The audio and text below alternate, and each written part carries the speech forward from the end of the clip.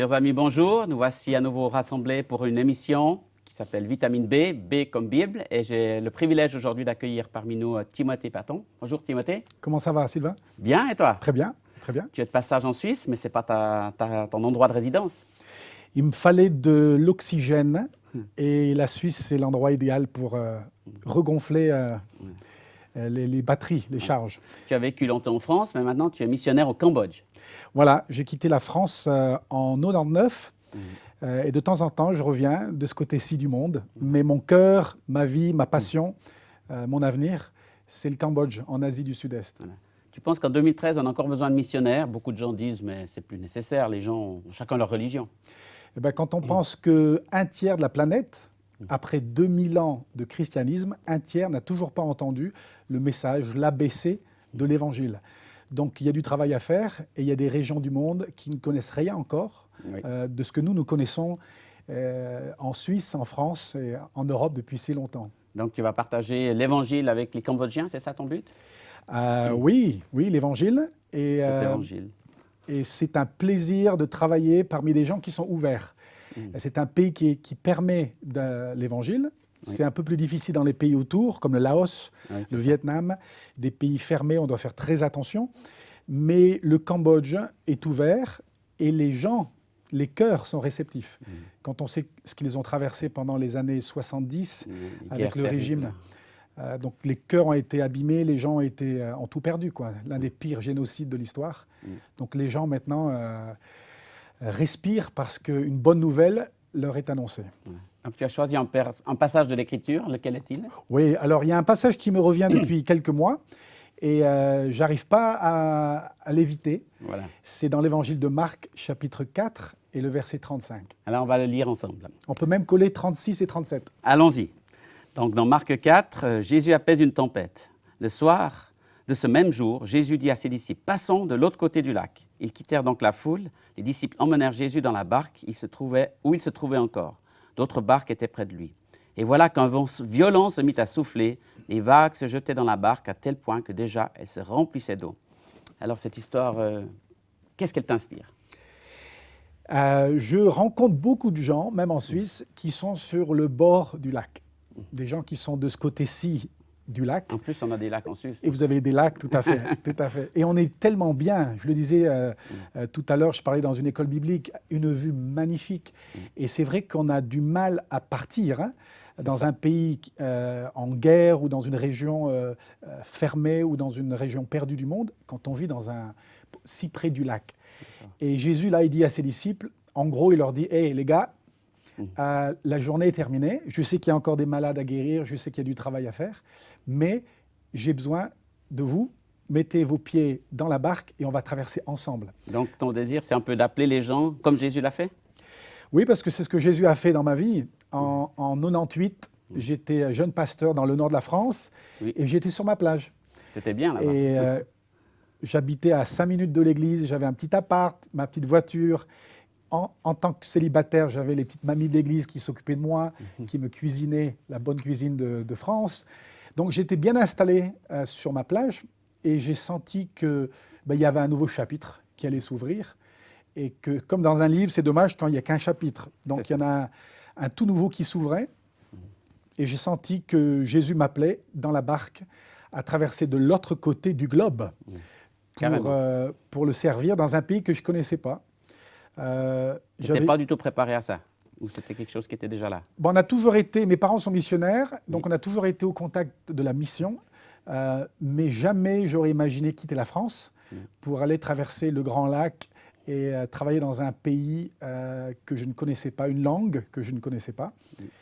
Et donc en 99, en 99, on est bien chez les Suisses, j'ai fait mes valises et j'ai acheté un billet aller simple, Paris, Phnom Penh. J'ai invité quelques amis d'église et je leur ai dit, voilà, je pars, alors prenez ce que vous voulez. Alors là, je me suis fait plein d'amis. Ils sont venus, ils ont pris le lit, le micro-ondes, la voiture, le téléphone, et tout est parti. Et voilà, je me suis embarqué dans une aventure de foi. Et ça fait 14 ans et je ne regrette pas d'avoir quitté ma plage. Et tu penses que ce message, il est aussi actuel pour d'autres ou c'était uniquement pour toi? Moi, je pense qu'il y a beaucoup trop de monde sur la plage. Et c'est dommage qu'après 2000 ans, encore 1,5 milliard d'habitants dans le monde ne savent rien de ce que nous savons. Ça veut dire qu'il y a des gens qui sont repartis. Oui. Donc au cours des siècles, depuis que Jésus a dit « Allez, par tout le monde fait de toutes les nations des disciples », eh bien, il y a beaucoup de monde au fil des siècles, jusqu'à maintenant, qui sont morts sur la plage, alors qu'il y avait de la place pour eux dans le bateau. Oui. Mais ce bateau, ce n'est pas de tout repos, parce qu'on voit en l'occurrence que là, il y a une tempête. Il y a une tempête, et peut-être que les disciples, ils ont dit à Jésus, ça, tu ne l'avais pas dit. Pas préparé. Et heureusement que Jésus ne nous donne pas un aperçu de ce qui va se passer pendant le voyage, ou sinon on resterait sur la plage. Mais ils ont quitté la plage quand même, ils laissèrent tout, ils laissèrent la foule. Moi j'aime bien ce verset qui suit.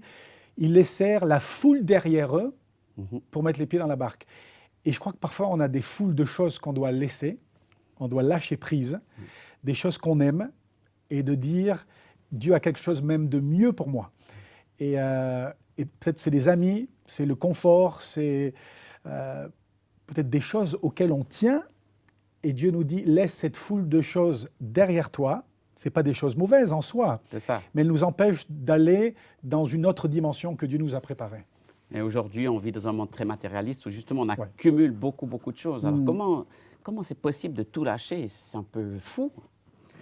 Eh ben, c'est fou, justement. C'est fou, ça n'a pas de sens. Donc les gens te traitent de fou parfois. Bah oui, c'est fou de laisser un pays comme la France. J'habitais pas au Pakistan, par exemple. J'habitais quand même en France. Donc dans un pays stable, dans un pays modèle. J'ai tout quitté parce que le matérialisme ne peut jamais combler ce vide dans le cœur. Et j'ai vu mes parents vivre avec peu. Des parents qui n'ont pas de salaire, mais qui ont tout laissé. En Écosse, mon père, en Angleterre, ma mère. Et ils sont venus dans les années 60 parce qu'ils ont vu que servir Dieu, c'était le plus beau des trésors. Donc ils ont laissé leur carrière professionnelle en Grande-Bretagne. Et quelque part, j'ai vu ça en grandissant. Et j'ai dit, si ça a marché pour papa et maman, ce même Dieu va m'accompagner dans ma traversée pour le servir là-bas au Cambodge. Et tu penses que ça peut marcher pour d'autres? Est-ce que tu sens que les gens ont de la peine à répondre à ce message ou qu'ils y répondent? Ils y répondent et je pars souvent 2-3 mois par an sur les 6 continents. J'ai eu l'occasion d'annoncer le message le défi de la mission et j'invite les gens à venir sur le devant et de dire eh ben, je suis prêt à aller n'importe où. Et ils prient une prière qui n'est pas facile à prier et ils disent Seigneur, je suis prêt à aller n'importe où dans le monde. Et je leur dis pensez même au pays le plus difficile, le plus dangereux, le plus à risque et vous allez l'inclure dans votre prière. Ça veut dire que Dieu a carte blanche avec vous. Alors, moi, je dirais par exemple le Soudan, si j'avais à prier. Pour moi, le Soudan, c'est un pays très dangereux. C'est pas intéressant, il n'y a pas de Club Med. Et donc, je dis aux gens, priez cette prière. Et alors là, Dieu peut se servir de vous et il vous conduira de l'autre côté du lac. Et au Cambodge même, tu rencontres un écho favorable? Est-ce qu'il y a des gens aussi qui suivent vraiment ce message que tu leur apportes? Ben, les gens sont tellement ouverts que parfois je me dis est-ce que c'est réel? J'ai l'impression de rêver. Oui, j'ai reçu un email hier. Paraît-il, la plus grande croissance de l'Église aujourd'hui se trouve au Cambodge, dans le monde. Et quand on pense qu'en 79, à la fin du régime des Khmers rouges, où Pol Pot avait détruit son pays, de 7 millions d'habitants, comme en Suisse, c'est descendu à 4 en 3 ans. Terrible. Et ben, ce pays a été détruit, les églises ont été détruites, il restait que 3 pasteurs vivants en 79 et 150 chrétiens. Et maintenant, si on, comme on dit en anglais, forward, avec la télécommande, on arrive en 2013, 10 000 églises. Incroyable. 10 000 églises protestantes évangéliques. Donc, tu as vu ça de tes propres yeux. C'est un peu les actes des apôtres en 2013. Et ben voilà, c'est le chapitre, le chapitre qui n'est pas dans votre Bible. On le vit au quotidien, on voit des gens qui répondent à l'évangile. Et surtout dans les bidonvilles où on a travaillé, où on continue à travailler, parmi les enfants des rues, des gens qui sont très ouverts et qui reçoivent simplement, sans trop calculer, comme nous autres ici, sans trop analyser, mais qui reçoivent simplement la foi. Et puis, est-ce que ces gens sont prêts aussi à passer de l'autre bord? Ils ont des défis sûrement à relever. Ben, le grand défi pour eux, c'est d'être des témoins Par exemple, le Nouvel An Khmer, le Nouvel An cambodgien, qui est à la mi-avril, c'est là où toute la ville de Phnom Penh, 2 millions d'habitants, quitte la ville. C'est comme une ville fantôme. Donc les chrétiens aussi, ils retournent dans leur village pour 2-3 jours. Et c'est là où c'est un défi, parce que pour eux, c'est comme une traversée. Oui. Et ils vont se détacher, et ils vont dire, ma foi, elle est en Jésus-Christ. Et même si les parents les poussent à aller à la pagode pour offrir des prières à leurs ancêtres, pour ces chrétiens, c'est vraiment une traversée. Mais quand ils reviennent, ils sont beaucoup plus forts dans leur foi, parce qu'ils se sont affichés publiquement. Puis est-ce qu'il n'y a pas un choc culturel, justement, avec leur propre culture, leur famille? Ça coupe les relations? Comment ça se passe, l'Évangile qui a un effet dans leur vie? Eh ben, parfois c'est le cas. C'est bien quand ce n'est pas le cas. C'est bien quand le reste de la famille voit les changements et décide aussi de s'engager avec Dieu. Mais on a l'avantage quand même au Cambodge de ne pas être persécuté, l'Église à carte blanche. Et pour revenir à ce verset-là, le verset 37, où il y avait une tempête et l'eau est rentrée dans le bateau. Et au cours des 14 années, sur ce lac, pour garder l'image, il y a eu des fois où justement l'eau est bien rentrée dans ma barque. Dans la tienne même? Dans ma barque, oui. Dans ta foi, dans ta réalité? Dans ma foi. Quand un de mes meilleurs amis, un pasteur français qui a travaillé avec moi, quand il s'est suicidé, il y a eu beaucoup d'eau dans ma barque ce jour-là. Quand des voleurs sont venus dans ma maison un dimanche après-midi et ont pris tout ce qui avait de la valeur chez moi, là, il y a eu de l'eau dans ma barque. Quand il a plu, il y a eu des inondations.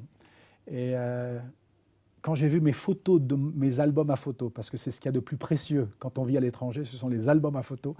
Quand les photos, elles flottaient dans ma maison, j'ai senti que ma petite barque, elle était vraiment secouée. Même récemment, j'ai eu un coup dur surmenage, trop de travail, et j'ai eu comme un coup d'arrêt il y a quelques semaines, et je ne pensais pas venir en Suisse. J'étais tellement secoué dans ma barque que parfois on est tenté à retourner à la rive. C'est ça. À retourner revenir en arrière. À revenir en arrière. Et on doit se souvenir, Jésus est dans la barque. Il y a de l'eau, mais il y a Jésus quand même.